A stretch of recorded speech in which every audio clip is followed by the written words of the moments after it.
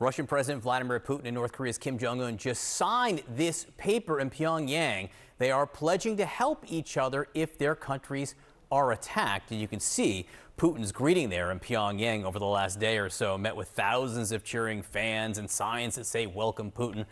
With us now, CNN contributor, former Moscow bureau chief and adjunct professor at Georgetown University, Jill Doherty, and CNN national security analyst and former CIA chief of Russia operations, Steve Hall. Jill, first, you've been not only in Russia, but North Korea as well.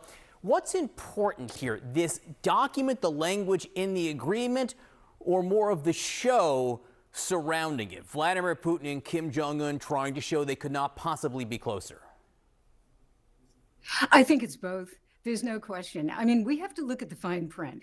As far as I can see right now, they're saying mutual aid in case of aggression against one of the parties. So what does mutual aid mean? You know, does that mean that, let's say, North Korea fires a missile against the United States, and then the United States retaliates in some fashion, and Russia attacks the United States? What specifically is Putin talking about? In some cases, he doesn't want to define it publicly because that implicit, and actually explicit, but implicit threat is out there, and that does what Putin wants to do. But then this big show. I mean, I am really, I guess, astounded by the fact that Putin is beginning to sound like Kim Jong Un. He's using some of the same rhetoric, you know, this hegemonic imperialist West. A lot of this is about the United States, and the big, focus is Ukraine, the utter transformation of Russia due to this war that Putin started, and you're seeing the results here. Yeah, and Steve, to that point, there are some people who look at this, Putin going to North Korea. Putin may be a bit of the supplicant here. It's a sign of weakness, some say. What do you see?